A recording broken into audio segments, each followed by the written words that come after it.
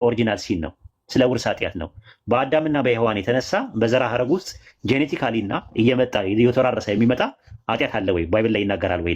አታገኝም። ባይብል ላይ አታገኝም እኮ። የት አለ? ጥቅስ አምጣ። ትሬኒንጎችን እድሉን አግኝቼ ወስጃለሁ። ሙስሊም ኢቫንጀሊዝም የሚለው ሁለቱንም ኮርስ የቁርአኑ ኢሳና የመጽሐፍ ቅዱሱ ኢየሱስ ክርስቶስ በጣም እንደሚለያዩ እዛ ተናግረው፣ አንተ ግን አሁን መጽሐፍ ቅዱስን ጠቅሰህ ሲታስተምር ራሱ ገርሞኛል። እንዴት ለምን አነበብክ? ለምን ጥቅም እንዳነበብክ ራሱ ወይ ለማከራከር መጽሐፍ ቅዱስ የሚለውን እኔ ልንገርህ። አሁን ብዙም አሁን የቁርአንን እውቀት ስለሌለኝ መጽሐፍ ቅዱስ የሚለው ኢየሱስ ክርስቶስ ለሰው ልጆች ኃጢአት እንደሞተ ይናገራል መጽሐፍ ቅዱስ ነው። ስለ ኢየሱስ አልጠየቅኩም እኮ የጠየቅኩህ ያለሁት ኤልያስ ስለሚባለው ነው። ኤልያስ ሁለተኛ ነገሥት ምዕራፍ 2 ቁጥር 11 ላይ እንዳረገ ይናገራል። ትንቢተ ሚክያስ 4:5 ላይ ደግሞ እንደሚመጣ ይናገራል።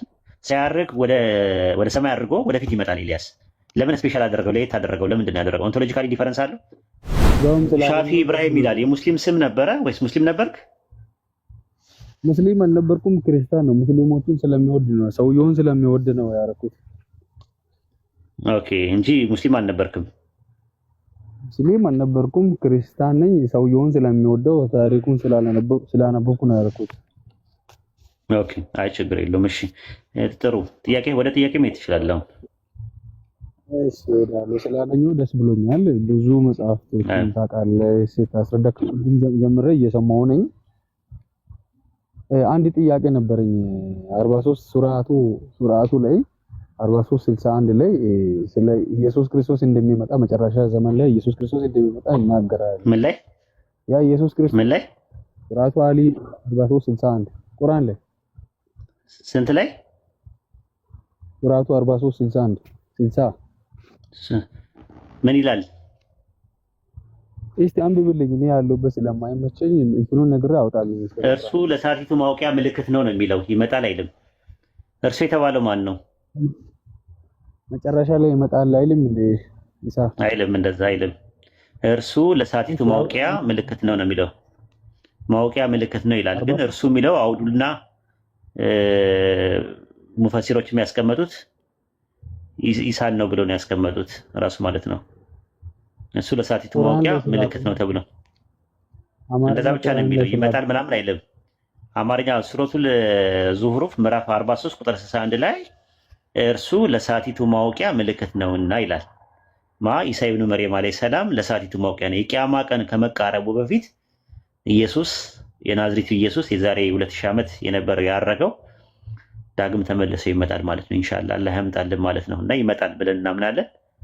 ሲመጣ ያው በቁርአንና የሚመጣበት በቁርአንና በሐዲስ ሸሪዓ ሁክም ለመስጠት ማለት ነው። ምድርን በአንድ ሸሪዓ ለማስተዳደር ለ40 ዓመት ያክል እንትን ይላል ማለት ነው። ሱረቱ ዙሩፍ ምዕራፍ 43 ቁጥር 1 ላይ እርሱ ኢሳ ለሳቲቱ ማውቂያ በእርግጥ ምልክት ነው ይላል ቁርአን ማለት ነው። ተፍሲር ጠበሪ ምዕራፍ 3ን ሱረቱ አሊ ኢምራን ምዕራፍ 3 ቁጥር 55 ላይ ያለውን ሲፈስረው ምንድነው ያለው? ረሱል ሰለላሁ ዐለይሂ ወሰለም እንዲህ ብለዋል ይላል። ኢሳ አልሞተም ከትንሣኤ ቀን በፊት ይመጣል ብለው ነግረውናል ማለት ነው። ረሱል ሰለላሁ ዐለይሂ ወሰለም በሐዲስ ላይ በእኔና በኢሳ መካከል ነብይ የለም፣ እርሱ ኢሳ ወደፊት ይወርዳል፣ ባያገጁት ጊዜ ታውቁታላችሁ፣ መካከለኛ ቁመት፣ ቀያማ ጸጉር፣ ሁለት ቀለል ያለ ቢጫ ልብሶችን ይለብሳል፣ እይታው ልክ እንደ ነጠብጣብ ከግንባሩ እንደሚወርድ እንደማይንጠበጠብ ነው። በኢስላም መንገድ ህዝቦችን ይታገላል፣ መስቀልን ይሰባብራል፣ አሳማዎችን ይገላል፣ ግብርን ይተዋል። አላህ ከኢስላም በስተቀር ሁሉም ሃይማኖቶችን ያን ያጠፋል። ኢሳ አልመሲሁ ደጃልን ያስወግደዋል ማለት ነው። በምድር ላይ 40 ዓመት ይቆያል፣ ከዛ ይሞታል። ይሄ ነው ትምህርታችን። በሐዲሳችን እንደዛ ነው የሚናገረው። መልካም እዛው ጥያቄ ፈጠረልኝ ልጠይቅህ። እሺ ለምሳሌ በቁርአንም በመጽሐፍ ቅዱስም ብዙ ነቢያቶች እንዳሉ ይናገራል፣ ቁርአንም ይናገራል። እሺ ኢሳ ለየት ብሎ የሚመጣው ከነቢያቶች ለየት ብሎ የሚመጣው ለምንድን ነው? እዛ ጋር ሌሎቹ ምን ያደርጓል? ፈንክሽናሊ ነው። ለምሳሌ አንድ ቀለል ያለ ጥያቄ ይዟል ልጠይቅ። ኢድሪስ የሚባል ነብይ ታውቃለህ? ኢድሪስ ሄኖክ የሚባል ኢድሪስ የሚባል ታውቃለህ? አድርጓል። እሱ አይደል በቁርአን እንዳደረገ ይናገራል። አዎ ሱረቱ መርየም ምዕራፍ 19 ቁጥር 56 እና 57 ላይ በመጽሐፍ ውስጥ ኢድሪስ ናውሳ ነብይ ነበረ፣ ወደ ከፍተኛ ስፍራ አነሳ ነው ይላል አላህ። ከፍተኛ ስፍራ የተባለውን ደግሞ ረሱል ሰለላሁ ዐለይሂ ወሰለም በሐዲስ ላይ ሰማይ ላይ ነው ብሎ ነው አስቀምጠውታል። ኢድሪስ እንዳደረገ ይናገራል ቁርአናችንም። ምንድን ነው ኢድሪስ ስላደረገ ምንድን ነው ኦንቶሎጂካሊ ምን የሚቀይረው ነገር አለ? እሺ ይሁን። እሺ ሁለተኛ ጥያቄ እንትን ልበልና ለሌሎችም አይ እንትኑ ነው ማለት ሐሳቡ ይግባ ራሱ ማለት ነው። በአንተ ባይብል ደግሞ ስትሄድ ሁለተኛ ነገሥት ምዕራፍ 2 ቁጥር 11 ላይ ኤልያስ እንዳረገ ይናገራል።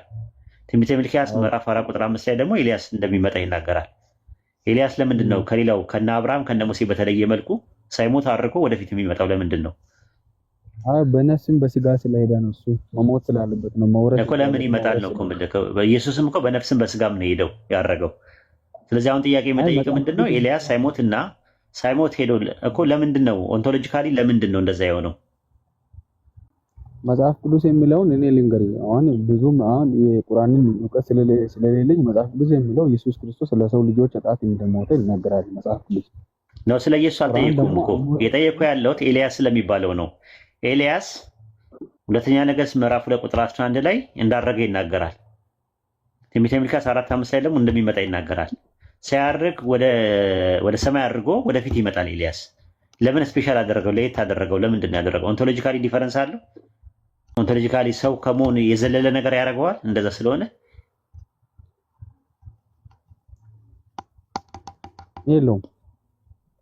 የለውም እንደዛ ማለት ነው። ኢሳም በእኛ እንደዛ ወደፊት እኮ ይመጣል።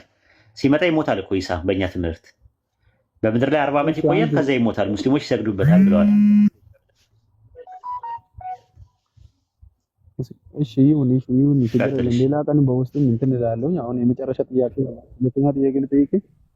ችግር የለውም። አሁን ለምሳሌ አንተ በቁርአን እስላም በመሆን እምነትህን በደንብ ጠንክረህ ታውቃለህ ማለት ነው። ሶላቶችን ትሰግዳለህ፣ ሁሉ ነገር ታደርጋለህ ማለት ነው። እሺ አሁን መጨረሻ ዘመን ላይ ጀነት ነው ጀሃነም ነው የሚገባው? እሺ እንድታስረዳኝ ይሻላል። አሁን ኢንሻአላህ ሙስሊም የሚገባው ጀነት ነው የሚገባው። ጀነት ነው የሚገባው። ሁሉም የሚገባው ሙስሊም የሚገባው ኢንሻአላህ ጀነት ነው የሚገባው። አዎ ይገባል። እስከ መጨረሻው ከጸራ ሙስሊም ይገባል። አዎ ይገባል። አዎ እንደዛ ነው። ረሱል ሰለላሁ ዐለይሂ ወሰለም እንደዛ ነው ብለው ያስቀመጡት። ሙስሊም እንጂ ሌላ አይገባበትም ብለዋል በሐዲስ ላይ። አንድ አላህም በቁርአን ላይ ተስፋ ሰጥቶናል። ተስፋም ዋስትናም ሰጥቶናል። ስለ ጀነት ማለት ነው። ስለ ጀነት በተናገረበት አንቀጽ ላይ ምንድነው ያለው? ራሱ ይገባል እንደምንገባ ተስፋ ሰጥቶናል፣ ዋስትናም ሰጥቶናል አላህ በቁርአን ላይ። አንዳንድ ጥቅሶችን ልስጥ ራሱ ማለት ነውና ሱረቱ መርየም ምዕራፍ 19 ቁጥር 72 ላይ እነዚያ የተጠነቀቁትን እናድናለን ይላል። አላህ ከሚድኑት ያላህ ያድርገን። ሱረቱ ሙጃደላ ምዕራፍ 58 ቁጥር 22 ላይም የአላህ ህዝቦች እነሱ የሚድኑት ናቸው ይላል። እንደሚያድነን አምላካችን አለ ከጀሃነም እንደሚያድነን ብዙ ቦታ የተናገረበት ጥቅስ አለ ራሱ አምላካችን አለ ማለት ነው። ሌላው ደግሞ ምንድነው ሱረቱ ቀለም ምዕራፍ 68 ቁጥር 34 ላይ ለጥንቁቆቹ በጌታቸው ዘንድ መጠቀሚያ ገነት አላቸው ይላል። ከነዛ ከጣዖትን ከማምለክ የተጠነቀቁት ሰዎች ገነት አለላቸው ብሎ ነው ያስቀመጠው። በሱረቱ ዙሩፍ ምዕራፍ 43 ቁጥር 69 ላይ እነዚያ በአንቀጾቻችን ያመኑ ፍጹም ታዛዦች የነበሩ ገነት ግቡ፣ እናንተም ጥንዶቻችሁም ትደሰታላችሁ ትከብሩም አላችሁ ይባላሉ አለ። ታዛዦች ለሚለው ቃል የገባው ሙስሊሚን ነው የሚለው። አየህ፣ በእነዛ በአንቀጾቻችን ያመኑና ሙስሊሞች የነበሩ ገነት ግቡ ይባላሉ ነው የሚለው አላህ። በጣም የሚገርም ጥቅስ ነው። በሱረቱ ኒሳ ምዕራፍ 4 ቁጥር 1 ወደ 4 ላይም እንደዛ ነው። ከወንድም ወይም ከሴትም እርሱ አማኝ ሆኖ ከበጎ ስራዎች አንዳች የሚሰራ ሰው ገነት ይገባሉ ይላል።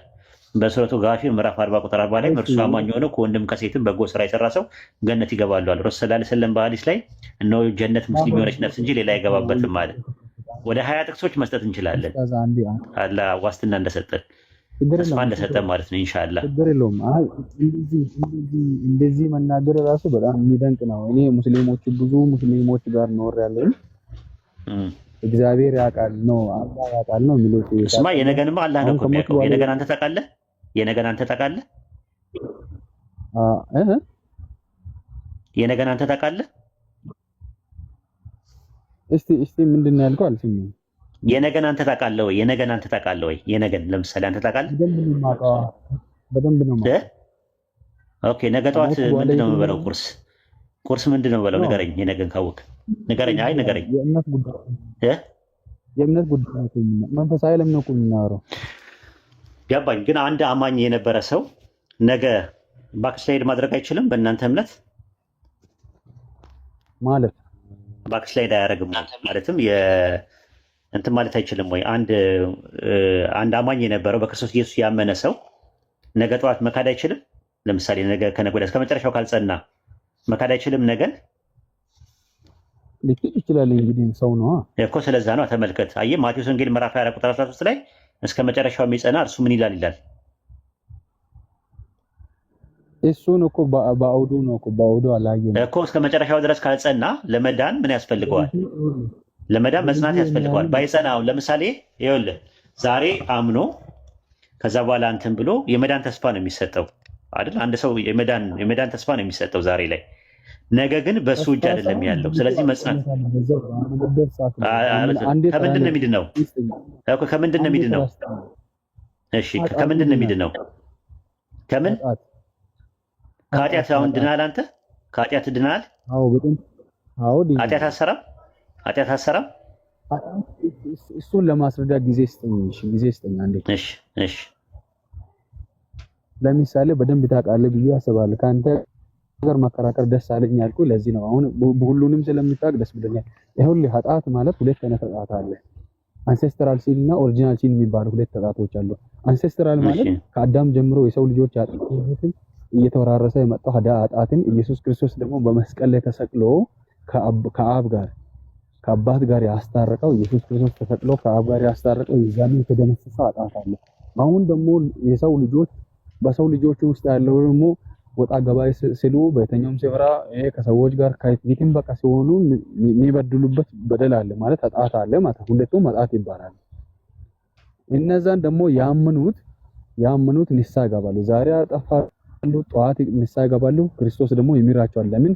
አሁን በአብ ቀኝ ስለሚማልድ ስለነሱ ስለሚጸልይ ወደ እግዚአብሔር ስለሚማልድ እሱ በአብ ቀኝ ስላለ ዮሐንስ ምዕራፍ 2 ቁጥር 1 ላይ ብሎ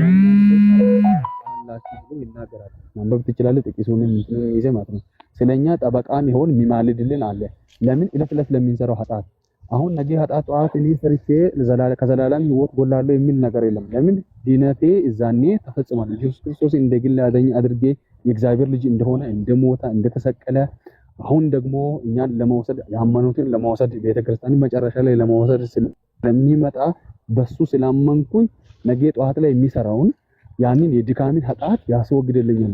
በምን? ንስሐ ስገባ ማርልኝ፣ አጥፍቻለሁ፣ በድያለሁ ሲል ስለኔ ስለሚጠበቃ ስለሆነ አንደኛ ዮሐንስ ምዕራፍ 2 ቁጥር 1 ጀምሮ ያለውን ማንበብ ትችላለህ ያልኩ እሱ ነው። ከዛ ኃጢአት ያድነኛል። እሱ ኃጢአቴ የመጀመሪያው ተደምስሷል። እዛ በመስቀል ላይ ሲሰቀል የዛሬ 2000 ዓመት በመስቀል ላይ ተሰቅሎ በአይሁድ ምድር ላይ አስወግዶልኛል። አሁን የሚሰራው ኃጢአት ደግሞ በሱ ስም ይቅርታ ሲጠይቅ እሱ ደግሞ ይምረኛል፣ አባት ጋር ደግሞ ያስታርቀኛል። ታውቃለህ? ኦኬ አዳምጫለሁ፣ መልስ ሰጣለሁ። የአንድ ደቂቃ ስጡኝ አስረስ፣ እስከዛ ድረስ አወራው እመለሳለሁ። አንድ ደቂቃ ስጠኝ። እሺ ሸሪፍ። እሺ ሸሪፍ አለ። አቤት አለ። ሻፊ ሸሪፍ ዳንዶ ሻፊ ማለት ሻፊ ነው። ሻፊ። እሺ እኔ የምልህ አንተ ከኃጢአት ነው የዳንከው? አዎ ከዘላለም ኃጢአት ድኛለሁ። ኦኬ በጣም ጥሩ። አሁን ብትሞትስ ገነት ትገባለህ? አዎ በቀጥታ። እሺ በጣም ጥሩ። አሁን ብትክድስ ከዘላለም ኃጢአት እንትን ብለሃልና ተሽሮልሃል፣ ኃጢአቱ እንትን ብሎልሃልና አሁን ብትክድም ገነት ትገባለህ? ምን አይነት ክደት ማለት? ክደት ብዙ አይነት ክህደት ማለት ከክርስትና ብትወጣ ማለት ነው። ከክርስትና ቢወጣ አንዴ ሞቶልሃል፣ አንዴ ኃጢአት ተሰርዮልህ የለ? አዎ። ስለዚህ አሁን ብትክድም ገነት ትገባለህ? አይ ክደት ብዙ አይነት ነው፣ ላስረዳ ይችላል። ክደት ማለት አሁን ለምሳሌ በቃ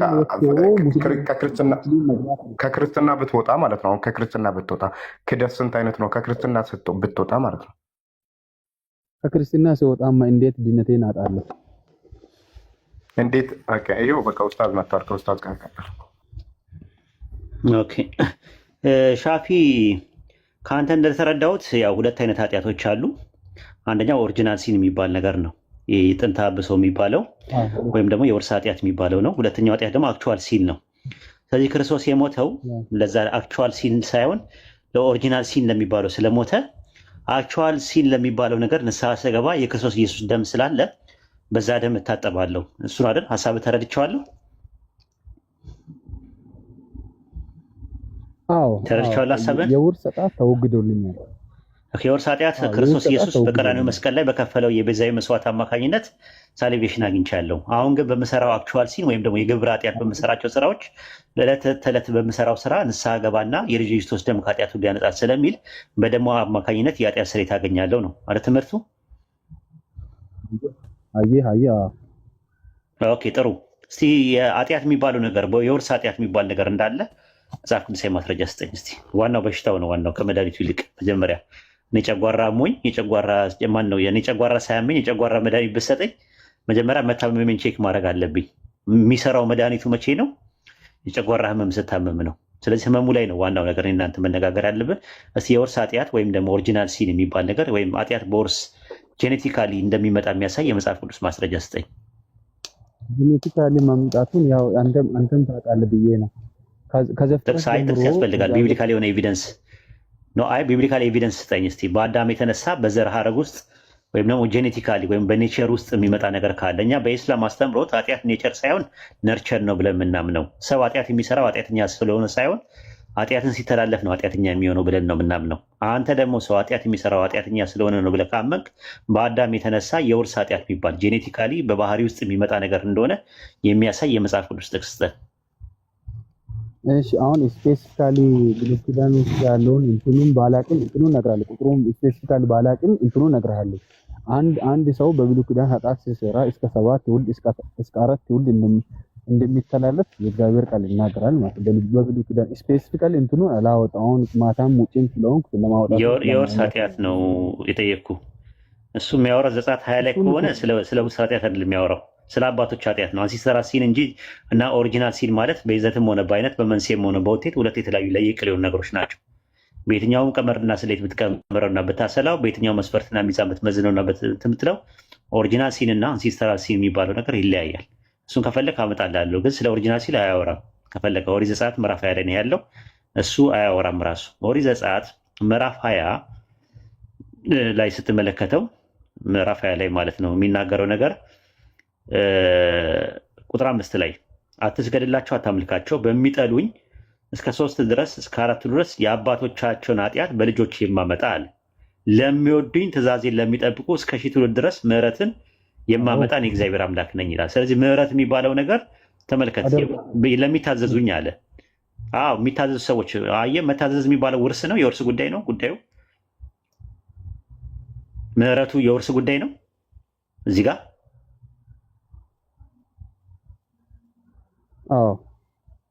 የውርስ ጉዳይ ነው። የውርስ ጉዳይ ነው ምሕረት። እግዚአብሔር እኮ ኃጢአት ነው የውርስ ጉዳይ በእናንተ ትምህርት ነው። እዚህ ጋር ምንድን ነው ለሚታዘዙኝ ነው የሚለው እኮ አይደል? እስከ 1000 ትውልድ ድረስ ምምረው ለሚታዘዙኝ ትእዛዜን ለሚጠብቁ አለ። በጄኔሬሽን ውስጥ ትእዛዝ የሚጠብቅ ካለ ምሕረትን እስከ 1000 ትውልድ አድርጋለሁ አለ። በሚያምፁት ደግሞ ባሉት ላይ ደግሞ የአባቶችን ኃጢአት በልጅ የሚያመጣው ሲያምፁ ነው። ካላመፁ ያመጣል ኃጢአቱን፣ የአባቶችን ኃጢአት የተቀጡበትን ቅጣት ወደ ታች። ስለዚህ አንሲስተራል ሲን ይባላል። የጠየቁ ጥያቄ ስለ ኦሪጂናል ሲን ነው። የአባቶችን ኃጢአት ነው፣ የአባቶችን ምሕረት ነው የሚያመጣው። አባቶችን የማረበትን ምሕረት ለልጆቻቸው ሲታዘዙ ይምራቸዋል።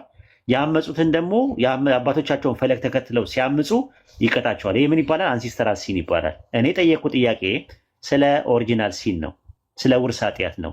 በአዳምና በሔዋን የተነሳ በዘራ ሐረግ ውስጥ ጄኔቲካሊ እና እየመጣ እየተወራረሰ የሚመጣ ኃጢአት አለ ወይ? ባይብል ላይ ይናገራል ወይ?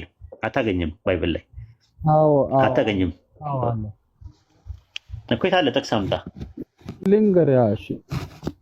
እሺ ልንገርህ። ዘፍጥረት ላይ ካፌ እንትኑን እነግርሃለሁ። ዘፍጥረት ላይ እሺ፣ ዘፍጥረት ስንት? እግዚአብሔር አትብሉ ያለውን ፍሬን ከበሉ በኋላ አረገመም ረግመው ምን አለው? ዘፍጥረት 2:17 ላይ ምንድን ነው ያለው? ዘፍጥረት 2:17 ላይ ምን አለው እግዚአብሔር ለአዳም? ዘፍጥረት ላይ አዳም መልካምና ክፉን ከሚያስታውቀው ዛፍ አትብላ አለው።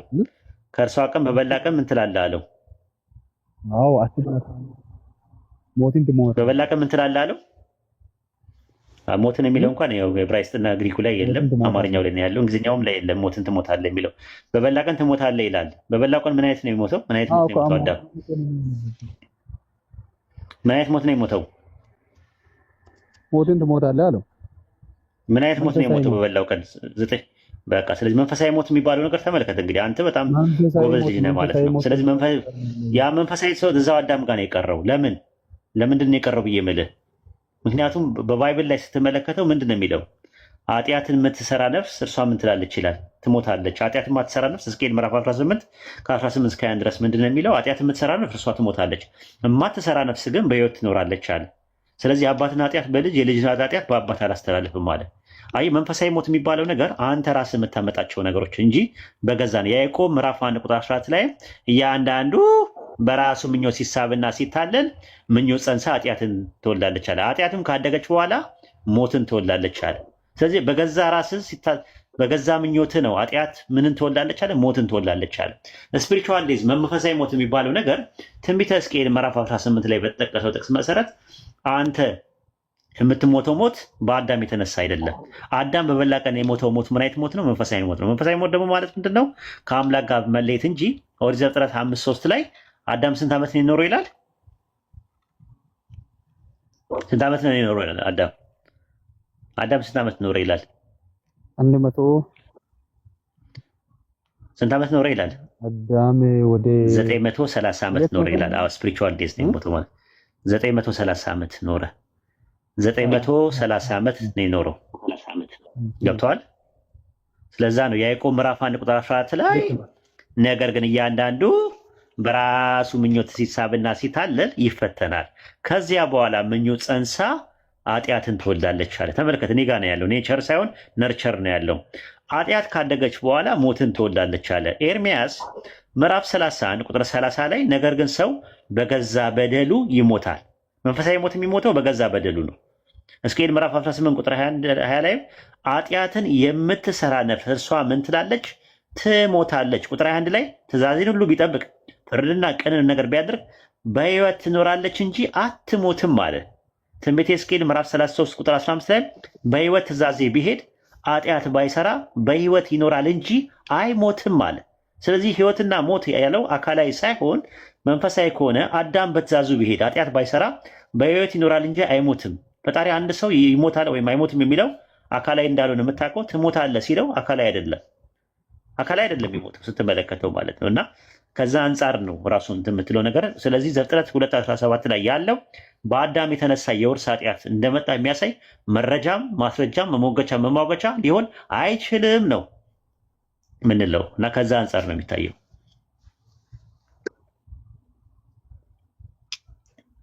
ኢየሱስን እንደ ግል አዳኝ አድርገህ ስትቀበል ብላል አይደል? ቅድም እንደማን ነው የምትቀበለው? አዎ እንደማን ነው የምትቀበለው? ኢየሱስን እንደ ግል አዳኝ አድርገህ። ማን ነው ያ የግል አዳኝ? እንደ ግል አዳኝ አድርገህ እኮ ያ የግል አዳኝ ማን ነው እኮ? እንደ ኢየሱስ የምትቀበለው ኢየሱስ ምን አይነት ኢየሱስ ነው እኮ? ኢየሱስ የምትቀበለው እንደ ኢየሱስ ነው ማለት? ኢየሱስ የምትቀበለው እንደ ኢየሱስ ነው ወይ እኮ? ኢየሱስ የእግዚአብሔር እኮ ኢየሱስ የምትቀበለው እንደ ኢየሱስ ነው ወይ ነው አምላክ ሆኖ ሳለ ዮሐንስ ለምሳሌ እኔ ስቀበልህ እንደ አስረስ ነው የምቀበልህ ብል እኔና አስረስ ጋር ልዩነት አለ። እንደማን ነው የምትቀበለው? ኢየሱስን እንደማን ነው ተቀበሉ እያላችሁ የምትሉት? እንደማን ነው የምትቀበሉት ኢየሱስን? ስለዚህ የግል አዳኝ ማን ነው? የግል አዳኝ ማን ነው? ኢየሱስ ክርስቶስ ማን ነው? ኢየሱስ ነው። ኦኬ ጥሩ። ኢየሱስ ከሆነ ኢየሱስን የምትቀበለው እንደማን ነው? እንደ ግል አዳኝ የሚያድን ነፍስህን የሚያድን እኮ የግል አዳኝ ኢየሱስ ነው አልከኝ እኮ ጨረስን። ኢየሱስን እንደማን አድርጌ ነው የምቀበለው? እንደ ግል አዳኝ እኮ ያ የግል አዳኝ ማን ነው? ኢየሱስ ነው። ስለዚህ ኢየሱስን የምቀበለው እንደ ኢየሱስ ነው። እሺ እንደማን ለመቀበል ነው ያንተ ሐሳብ? እሺ አስረዳኝ እኮ እሱን ነው እኮ እንደምትለው ነገር ሁለት ነው። ኢየሱስ ክህነቱ እንደማን ነው? ማለት እንደማን ነው? እንደ አሮን ነው? እንደ መልከ ጼዴቅ ነው? ሳልቬሽን ኤግዛምፕል ነው የሚሰጠው። ላስተምርህ፣ ላሳየህ እኮ ነው፣ ስህተትን ላሳየህ ነው። ኢየሱስን እንደማን ነው? ክህነቱ እንደማን ነው? ኢየሱስ ክህነቱ እንደማን ነው? እንደ መልከ ጼዴቅ ነው አይደል? ክህነቱ አዎ፣ መልከ ጼዴቅ። ስለዚህ ኢየሱስና መልከ ጼዴቅ የተለያዩ ናቸው አይደለ? እሱ እንደ መልከ ጼዴቅ ሹመት ለዘላለም ካህን ሆኖ ይኖራል እኮ ይላል እኮ። ስለዚህ እንደማን ነው ክህነቱ? እንደ መልከ ጼዴቅ ከአሮን ይበልጣል ይላል እኮ። ስለዚህ መልከ ጼዴቅ ኢየሱስ ነው? መልከ ጼዴቅ አይደለም። መልከ ጼዴቅና ኢየሱስ ይለያያሉ አይደል እንዴ? ሁለት የተለያዩ ፐርሰኖች ናቸው። እሺ አሁን ለምሳሌ ኡስታዝ ልትል የፈለከውን ንገረኝ። ለምሳሌ ስለ ዲን እኮ ያልገባህ እኮ ነው። ለምሳሌ ዘዳግም 18 ላይ እንደ ሙሴ ያለ ነብይ ያስነሳላችኋለሁ ይላል። እንደማን ነው የሚያስነሳው ነብይ? እንደ ሙሴ ያለውማ አሮን ተነሳ እኮ ታውቃለህ አይደል? ገባኝ። አሁን እሱ ችግር የለም። ማን ተነሳ አይደለም ነጥቡ። እንደ ሙሴ ያለ ነብይ ሲባል ሙሴና እንደ የተባለው አይለያዩም? ይለያያሉ። ይለያያሉ። ልክ እንደዛ ማለት ነው። ኢየሱስን እንደ ግል አዳኛ አድርገህ ብለህ ተቀበል ሲሉ በደንብ ማጥናት ነበረብህ። ገባ? ኢየሱስን እንደ ግል አዳኛ አድርገህ ተቀበል ይላሉ ፕሮቴስታንቶች ሲሰብኩ። ኢየሱስን እንደ ግል አዳኝ፣ የግል አዳኝ ማን ነው ብለህ ስላቸው ኢየሱስ አልገባም ማለት ነው። ጥያቄው ልድገምልህ አንዴ። ይኸውልህ ኢየሱስን አዳኛ አድርገህ ተቀበል ማለትና ኢየሱስን እንደ ግል አዳኛ አድርገህ ተቀበል ማለት ይለያያል። ኢየሱስን የግል አዳኛ አድርገህ ተቀበል ማለትና ኢየሱስን እንደ ግል አዳኛ አድርገህ ተቀበል ማለት ይለያያል። አዳኛ አድርገህ ተቀበል አልገባም ማለት ነው። አንዴ ልድገምልህ፣ አንዴ መጨረሻ እንትን ልበልና ኢየሱስን የግል አዳኛ አድርገህ ተቀበል ማለትና ኢየሱስን እንደ ግል አዳኛ አድርገህ ተቀበል ማለት ይለያያል። ልዩነቱ ምንድን ነው? እንደ ግል አዳኛ አድርገህ ተቀበል ነው። እንደ ግል አዳኝ ቆይ ወይድን እንደ አስረስ ተቀበል ስል ምን ማለት ነው? ወይድን እንደ አስረስ ተቀበል ስል ምን ማለት ነው? እንደ ስል ይሄ ይለያል። እንደሱ አድርገህ ተቀበል ማለት ነው እኮ። እንደዛ እኮ ነው። አሁን ኢየሱስ የግል አዳኝ ነው። ኢየሱስን እንደ ኢየሱስ አድርጌ ነው የምቀበለው። ሁለት ኢየሱሶች አይመስሉም? ሁለት ኢየሱሶች አሉ ማለት ነው። የሆነው ቁርአን ላይና መጽሐፍ ቅዱስ ውስጥ ያለው ሲጀምር ኖ አይ አንተ እንዳንተ አባባል እኮ ነው። እሱ ሌላ ቦታ አትሂድ። አሁን እንትን ማምለጫ ነገር አታድርግ። አንተ በሁሉ ስለምትመልስልኝ እየተማርኩ ስለሆነ ገብቶሃል አይደለ? እኔ አሁን አንድ ነገር ልንገርህ። እኔ ትሬኒንጎችን እድሉን አግኝቼ ወስጃለሁ። ሙስሊም ኢቫንጀሊዝም የሚለው ሁለቱንም ኮርስ የቁርአኑ ኢሳና የመጽሐፍ ቅዱሱ ኢየሱስ ክርስቶስ በጣም እንደሚለያዩ እዛ ተናግሯል። አንተ ግን አሁን መጽሐፍ ቅዱስን ጠቅሰህ ሲታስተምር ራሱ ገርሞኛል። እንዴት ለምን አነበብክ? ለምን ጥቅም እንዳነበብክ ራሱ ወይ ለማከራከር ይኸውልህ፣ አንድ ነገር ልንገርህ። ያልገባ ነገር አለ። ወይ አንዴ ሸፍዬ ወደ ሌላ ነገር አትሂድ። አሁን ኢየሱስን እንደ ግል አዳኛ አድርገህ ተቀበል ሲባል ኢየሱስን አዳኛ የግል ተሳስታችኋል። ራሱ ጠይቃቸው እስቲ። ኢየሱስን የግል አዳኛ አድርገህ ተቀበል ማለት ችግር የለውም ቋንቋው። ኢየሱስን እንደ ግል አዳኛ አድርገህ ተቀበል ማለት ግን ኢየሱስ የግል አዳኝ ሳይሆን ኢየሱስን እንደ ግል አዳኝ፣ የግል አዳኝ አለ ሌላ። ልክ እንደዛ ነው የሚሆነው። አንደኛ ነገር የንግግር ስህተቴ ነው። እሺ የንግግር ስህተቴ ነው። የግል አዳኝ የንግግር ስህተት ያንተ እኮ አይደለም እኮ። ቸርች ራሱ ፕሮቴስታንቶች ጋር ስትወያይ ኢየሱስን እንደ ግል አዳኝ አድርገህ ብትቀበል ትድናለህ ይላሉ። ሲጀመር የግል አዳኝ የሚል ነገር አለ ባይብል ላይ? ኢየሱስ የግል አዳኝ ነው የሚል አለ? የለም። ዝም ብለው እኮ ነው በራሱ ሲጀመር ራሱ ማለት አንደኛ እንደዛ ነው። ኢየሱስ የአዳም እንዳንተ ትምህርት እሺ፣ ኢየሱስ አዳም ያመጣው የዘላለም ሞት ነው አይደል? በሰው ልጆች ላይ ያመጣው። ኦኬ። ስለዚህ ቤዛ አሁን ለምሳሌ አንተ 100 ብር ዕዳ ቢኖርብህ መከፈል ያለበት 100 ብር ነው ወይስ 50 ብር ነው? 100 ብር ነው። ኢየሱስ ለዘላለም ሞት ቤዛ ከፍሏል? አዎ 100%። ኦኬ ለዘላለም ነው የሞተው ኢየሱስ? አንድ ጊዜ ሞቶ ለዘላለም ነው የሞተው ነው ጥያቄው። ለዘላለም ነው የሞተው? አዎ አንድ ጊዜ ገባኝ። ለዘላለም ነው የሞተው? ሳልቬሽኑ ስለዚህ በሶስተኛው ቀን ተነሳ እኮ። በሶስተኛው ቀን ተነሳ። እኔ 100 ብር ዕዳ ኖሮብኝ ከዛ በኋላ ከ100 ብር ውስጥ 25 ብሩን ከፍዬ 75 ብር ላሽ ብልህ ምንድን ነው የምታደርገው? ወዲያው ተከፍሏል? አልተከፈለም። ኢየሱስ ለዘላለም ነው ወይ ሞተው? አንድ ጊዜ ሲሞት ለዘላለም ሞቶ በሶስተኛው ቀን ተነስቶ በአብ ቀኝ አሁን አለ እንዴ? ለዘላለም ነው የሞተው ወይስ በሶስተኛው ቀን የተነሳው? ለሶስት ቀን ነው የሞተው ወይስ ለዘላለም ነው የሞተው ኢየሱስ? ለሶስት ቀን የተነሳ የሚለው መጽሐፍ ሳይ ያልሆነ ነገር ለምን ገባኝ። ተነሳ ግን ለሶስት ቀን ነው የሞተው ወይስ ለዘላለም ነው የሞተው ኢየሱስ? ኢየሱስ ክርስቶስ አንድ ጊዜ ሞቷል ነው የሚለው መጽሐፍ ቅዱስ እኮ። ለዘላለም ነው የሞተው ወይስ ለሶስት ቀን ነው የሞተው? ጥያቄ እሱ ነው። እንዴ ለዘላለም ሞቷል እያልኩ ለዘላለም ሞቷል የሚል ባይብል ላይ የለም። ማስረጃ ካለ ትሰጠኛለህ። ጥቅስ ስጠኝ። እሺ ለምሳሌ ለዘላለም ነው የሞተው ኢየሱስ የሚል ከዛው ካንተ ልጠይቅህ ከዛው ካንተ ከቁርአኑ ልጠይቅህ። ከቁርአኑ የሆነ ጥቅስ አድርጌ ሳይሆን ዝም ብሎ መሐመድ ብዬ ነጠላ ስሙን ስለጠራው ይቅርታ እንትኑን ስለማለት ችግር የለውም። መሐመድ ስንት ሰው ነው? አንድ ሰው። አንድ ጊዜ ኖሮ አንድ ጊዜ ሞቷል አይደል? አዎ። እና አንድ ጊዜ ኖሮ ሞቷል። ስለዚህ መሐመድ በዚህ ቀጣይ ፊቸር ታይም ላይ መጥቶ ይሞታል የሚል ቁርአን ላይ አለ የለም? ምኑ ላይ? የለም በለኝ። አይደለም ሞቷል ይላል። ሞቷል ነው የሚለው። በቃ ሞቷል፣ ከዚህ በኋላ መጥቶ ይሞታል ይመጣል የሚለውን ቁርአን ውስጥ እንደሌለ ሰምቻለሁ። ማለት ቦታውን ባላቅ ሙስሊሞች ሲያስተምሩ ረሱላህ ሰለላሁ ዐለይሂ ወሰለም ቀን ይቀሰቀሳሉ። ሞተዋል፣ ተቀብረዋል። ከዛ ደግሞ ሁሉም ይቀሰቀሳል። እኔ ጠየቁት ጥያቄ ኢየሱስ የሞተው ለዘላለም ሞት ነው፣ ቤዛ ሲከፍል ለዘላለም ሞት ነው መከፈል የነበረበት። እንደናንተ ከሆነ አዳም ያመጣው የዘላለም ሞት ከሆነ እኮ ለዘላለም ነው የሞተው ኢየሱስ ወይስ ለሶስት ቀን ነው የሞተው? እሱን ነው የጠየቁ። ኢየሱስ ክርስቶስ በስጋ ሲሞት ኢየሱስ ክርስቶስ ሲሞት የመጀመሪያው ቀን ሞቶ በሶስተኛ ቀን ተነስቶ ሞቱ ወይ የድነቱ አገልግሎት መድኃኑ ሳልቬሽኑ ለዘላለም ይሰራል እኮ። ለዘላለም ሞተዋል ወይ ነው ጥያቄው። አሁን ፖይንቱ ፖይንቱ ምንድነው? ኢየሱስ የሞተው ለሶስት ቀን ነው ወይስ ለዘላለም ነው የሞተው ነው ጥያቄው። ለዘላለም ነው። ለሶስት ቀን ነው ይላል። እስቲ አንተ ለዘላለም ነው የሚል ማስረጃ ስጠኝ አንጣለኝ። ለዘላለም መሞቱን ማኮ ታውቃለህ አይደል? መጽሐፍ ብዙ ታውቃለህ ነው። ጥቅስ ስጠኝ። ብዙ ታውቃለህ ብለህ ማሸፍን አትደበቅ። አሁን ስጠኝ፣ ጥቅስ ስጠኝ። እኔ ለሶስት ቀን ነበር ማውቀው። እሺ ስጠኝ፣ አውጣልኝ። ለሶስት ቀን ብቻ ነው የሞተው። ለሶስት ቀን ማለት አንደኛ ቆሮንቶስ ምዕራፍ 15 ቁጥር 4 ላይ ክርስቶስ ስለ ኃጢአታችን ሞተ፣ ተቀበረ፣ በሶስተኛው ቀን ተነሳ ነው የሚለው። ይኸው እኔ ተሰጠው። አንተ ደግሞ ለዘላለም የሚለውን ስጠኝ እንስማ። እኮ በሶስተኛው ቀን ተነሳ ማለት ለስንት ቀን ነው የቆየው? ለስንት ቀን ነው የሞተው?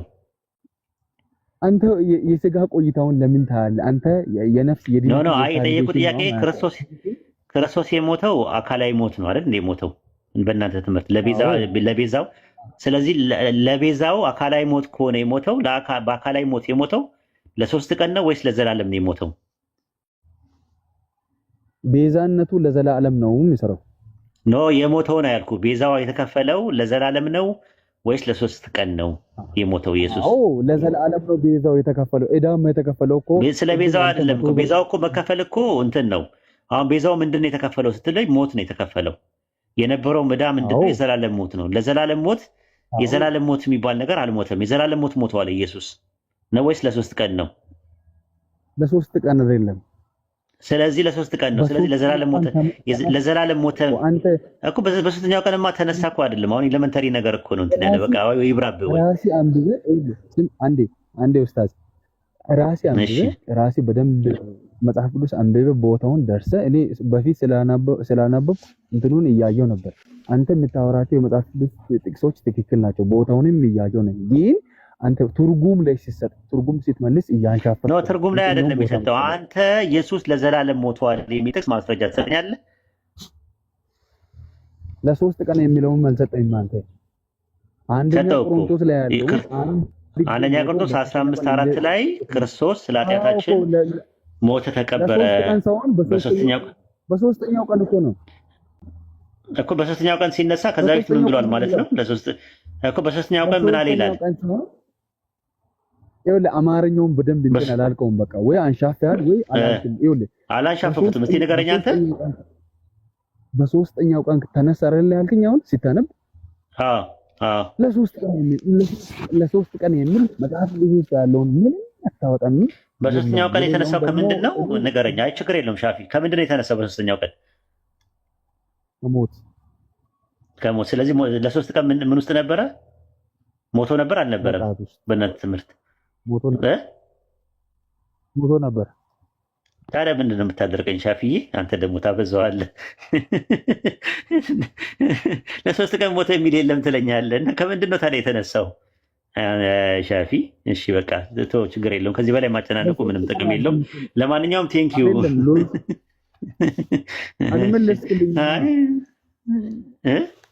አልመለስክልኝም። ምኑን ያልመለስኩልህ? ምን ጠየቀኝና ነው ያልመለስኩልህ? ምን ጠይቀኝ ነበረ? 3 ቀንና 3 ሌሊት ነው የነበረው በክርስትና ትምህርት ውስጥ።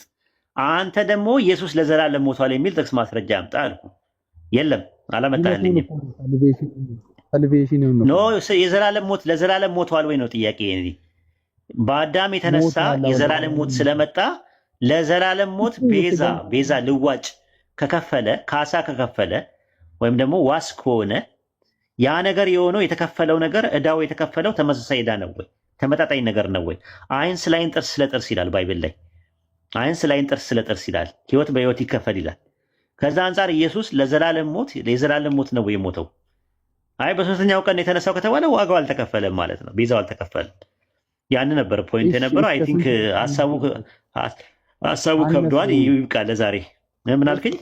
አይደለም 3 ቀን ነው 3 ቀን አነሰ ነው 3 ቀን ነው ሰነስ ቀን ነው። እኔ ማውቀው 3 ቀን ነው ማውቀው። አንተ ደግሞ ለዘላለም ነው ኢየሱስ የሞተው የሚል ነገር ማስረጃ ስጠኝ። በየቀኑ አንድ ጊዜ ፈጽሟል እኮ ነው። ዕብራውያን 7 አውጣልኝ እዛው።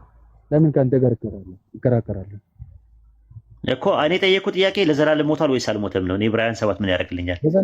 ለዘላለም ዋጋውን ሞቶ እንደከፈለ ለዘላለም መሆኑን እነግራለሁ። ዕብራውያን 7 እኮ የዘላለም ሞትን የሞተው ወይ ኢየሱስ ነው እኮ ያልኩ። የዘላለም ሞት ነው የሞተው ወይስ ለ3 ቀን ነው የሞተው? እሺ ተክስተኝ። ለዘላለም እንደሞተ እየነገርኩህ ጥቂት እየሰጣ ዕብራውያን ምዕራፍ 7 ለዘላለም ሞተ የሚል ነገር አላውቅም። እኔ ሰምቼ አላውቅም። አዲስ ነው እንግዲህ። ለዘላለም ከሞተ ኢየሱስ በሶስተኛው ቀን ተነሳ ከሚለው ጋር ይጋጫል። እስቲ ለዘላለም ሞተ የሚል ጥቅስ ስጠኝ አሁን። ምን ላይ ላውጣልህ? ዕብራውያን ስንት ምዕራፍ ስንት? ምዕራፍ 7ን አንብብ። ከአንድ ጀምር ዝም ብለህ አንብብ። እኔ ስላልተመቸኝ። ኧረ ዝም ብለንማ አናነብም። አታዝገን። ዕብራውያን ምዕራፍ 7 እንደዛማ አናነብልህም። ስንት ላይ ነው የምትፈልገው ጥቅስ? ኖ አይ አታዝገን። ይቅርታ ከይቅርታ ጋር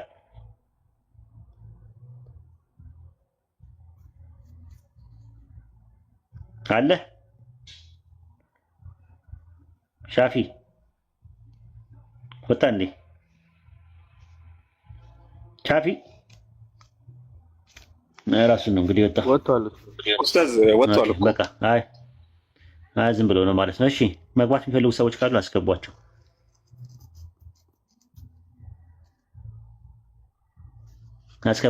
ከስር ሲጽፉ የነበሩ ሰዎች ከነበሩ አስገቧቸው ማለት ነው። አስረሳ አስተያየት የምትሰጠው ነገር አለ? መጨመር የምትፈልገው ነገር አለ? ያው እንትን መጨመረው ነገር የለም፣ ግን ልጁ ትንሽ እርስዎ ባወሩት ነገር ላይ ምንም እየተረዳው ስላልሆነ ነው። እና የመጀመሪያው ምንድነው ጦሱና ጥንቡሳሱ ይሄድብኝ አይንካብኝ ካልገባው የታባቱ። እሺ እና ነብዩ መሐመድ አለይሂ ሰላቱ ወሰላም በሐዲሳቸው ምሽካት ላይ በተዘገበው ሐዲስ ቡኻሪ ሐዲስ 33 ላይ ማማታ ወሁወ ያዕለሙን አነሁ ላኢላሃ ኢለላህ ደኸለል ጀና። የሞተ ሰው ነው የሚለው እዚህ ክፍል ላይ የሞተ ሰው ላኢላሃ ኢለላህን እያወቀ የሞተ ሰው ደኸለል ጀና ጀነትን ይገባል ነው ያሉት ነብዩ መሐመድ አለይሂ ሰላቱ ወሰላም። ስለዚህ ሰው በላኢላሃ ኢለላህ ከሞተ ብቻ ነው ጀነትን የሚያገኘው እንጂ ዛሬ ላኢላሃ ኢለላህ ብያለሁ ብሎ ነገ ከእስልምና ቢወጣ ጀነትን አያገኝም ማለት ነው። በላኢላሃ ኢለላህ ላይ የሞተ በሀቅ ላይ ሆኖ በዚህች መንገድ ላይ ሆኖ የሞተ ሰው እንትን ይላል ማለት ጀነትን ይገባል። ሌላ ላይ አቡ ሁረይራ በዘገበው ሐዲስ ነብዩ መሐመድ አለይሂ ሰላቱ ወሰላም ከዚህ አጥር ጀርባ ሆኖ ላኢላሃ ኢለላህ እያለ የሰማውን ሰው ወበሽር አበስሩ አሉ ቢልጀነ በጀነት አበስሩ አሉት። እና ሰው የሚበሰረው በላኢላሃ ኢለላህ ላይ ጸንቶና በሱ ላይ ሲሞት ብቻ ነው። እና ላኢላሃ ኢለላህን ከተወ እንግዲህ ጀነቱንም ያጣል ማለት ነው። እውነት ነው። ግን ኢሴንሻል ሳሊቬሽን እና አክሲደንሻል ሳልቬሽን የሚባል ነገር አለ በኢስላም። ፈላ ደሩሪ እና ፈላ ምንድነው ሹሩጢ የሚባል አለ። ታውቃቸዋለህ? አስረስዬ አዲሱ መጽሐፌ ላይ አለ ራሱ ማለት ነው። መጽሐፌ ላይ ማለት ነው። ለምሳሌ ሱረቱ ሙእሚኑን ምዕራፍ 23 ቁጥር 1 ላይ ምን ምንድን ነው የሚለው? ቀድ አፍለሃል ሙእሚኑን ይላል አይደል? ምዕመናን በረከት ዳኑ ይላል። ከምንድን ነው የዳኑት? ከምንድን ነው የዳኑት? አሁን አንድ ሰው ቢጠየቅ ከምንድን ነው? እስቲ መልሱልኝ ያ ጀማ። ምዕመናን በረከት ዳኑ ይላል አላህ በቁርአን። አስረስ ከኢሳት እሳትማ ወደፊት ነው። ወደፊት እኮ ነው። ጀሃነም ወደፊት ነው። የቂያማ ቀን ነው። እሱማ እንድናለን ነው የሚባሉ፣ ዳንን አይባልም። አላህ ግን የሚለው ዳኑ ነው የሚለው። አፍለሃ ማለት ያው እንትን ነው። በአይታቸውን እንትን ነው ሙዘከር ምን ማን ነው ሙፍረድ ሆኖ ነው የመጣው። አፍለሃው አይደለም የሚለው አይታችሁት ከሆነ ዳኑ የሚለውን ዳነን የሚለው እንደውም ጭራሹን ሲንጉላሪ አድርጎ ነው አንድ ሙስሊም እንትን የሚለው። ከምንድን ነው የሚድን ነው ብለን ስንል ሱረቱ አሊ ኢምራን ምዕራፍ 3 ቁጥር 103 ላይ ይናገራል። በእሳት ጉድጓድ አፋፍ ላይ ነበራችኋል። አፋፍ ምንድን ነው? አስረስዬ ወደዛ የሚከት ነገር ነው። አፋፉ ምንድን ነው? ኢብኑ አባስ አፋፉ ምንድን ነው አለ ኢብኑ አባስ። አፋፉ ምንድን ነው አለ? ጉድጓዱ አፋፉ ላይ ያለው ወደዛ የሚዳርግህ ነገር ምንድን ነው? ወደ ጀሃነም የሚዳርገው አላህ ከጀሃነም የሚጠብቀን ምንድን ነው? አፋፉ ኩፍር፣ ሽርክ። ኢብኑ አባስ ሌላ ቀጥሉ። ኩፍር፣ ሽርክ፣ ወደዛ ሊዳርግ የሚችል ነገር ኒፋቅ፣ ሶስት አራተኛ ነው የመጨረሻ ቢዳ፣ አራት። እነዚህ ነገሮች ናቸው እና እንደዛ ነው። ከዛ በእሳት ጉድጓድ አፋፍ ላይ ነበራችሁ ከእርሷም አዳናችኋል። አየሁ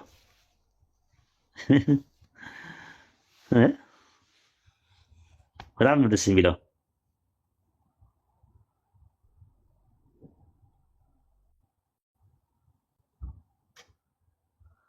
በጣም ነው ደስ የሚለው ማለት ነው። እና እንደዛ ነው። ይሄኛው ነው። ሁለተኛው ደግሞ ሳሊቬሽን ደግሞ የትኛው ነው? ወደፊት ኢንሻአላህ የቂያማ ቀን ሹሩጥ የሚባለው ማለት ነው። ፈላ ሹሩጥ የሚባለው ነገር ነው ኢንሻአላህ። ጀሃነም ራሱ የቂያማ ቀን አሁን ዳንን ማለት አንችልም እሱ ላይ ከሆነ ማለት ነው። እሱ ላይ ደግሞ ምንድን ነው የሚለው አላህ በሱረቱ መርየም ምዕራፍ 19 ቁጥር 72 ላይ እነዚያ የተጠነቀቁትን እናድናለን። ሱረቱ ሙጃደላ ምዕራፍ 58 ቁጥር 2 ላይ ንቁ ያለ ህዝቦች እነሱ የሚድኑት ናቸው። ሁም ሙፍሊሁን ነው የሚለው የሚድኑ ናቸው ብሎ ሱረቱ ዩኑስ ምዕራፍ 10 ቁጥር 103 ላይ እንደዛ ነው።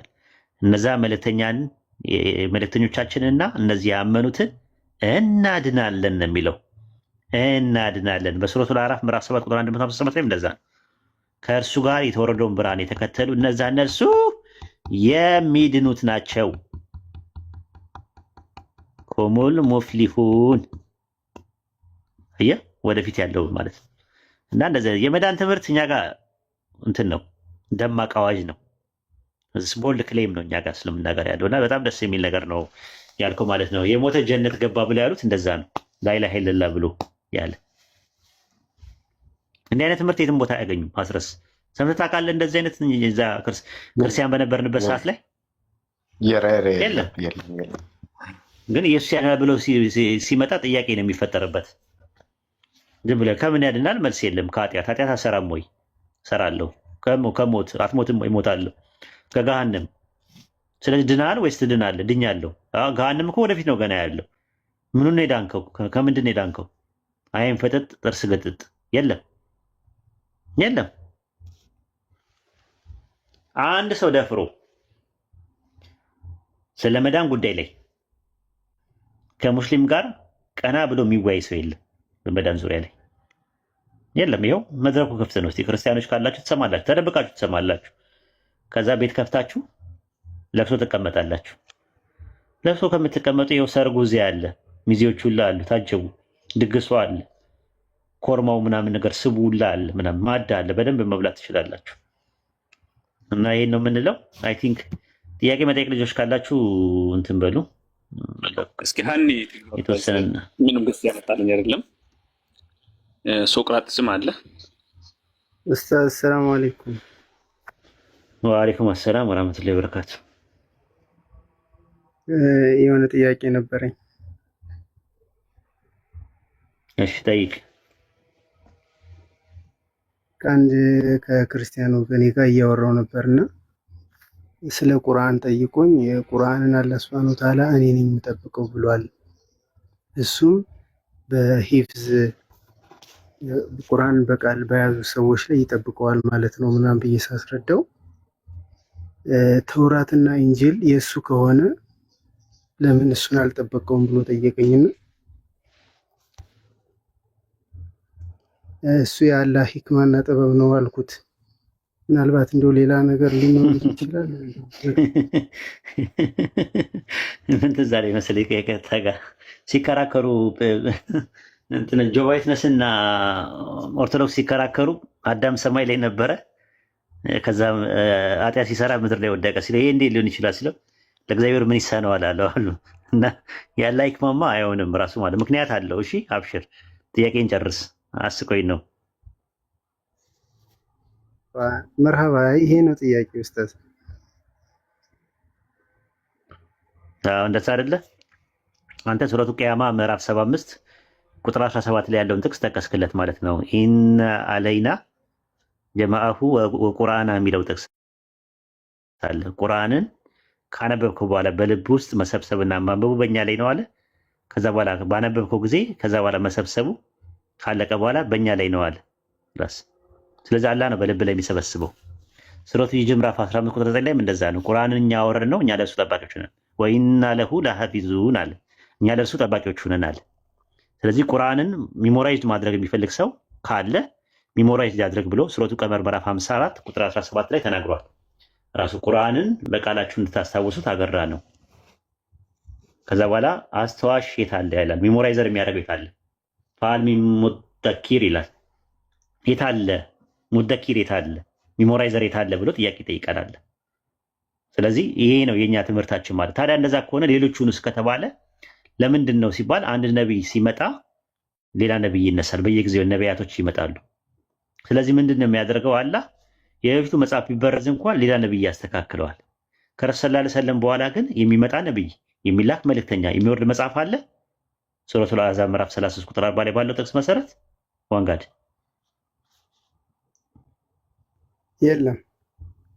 የለም። ተመልከት። ከዛ በፊት የነበሩ መጽሐፍቶችን ኃላፊነት የተሰጠው ለማን ነው? ለሰዎች ነው። የቱ ጋር ታገኘዋለህ?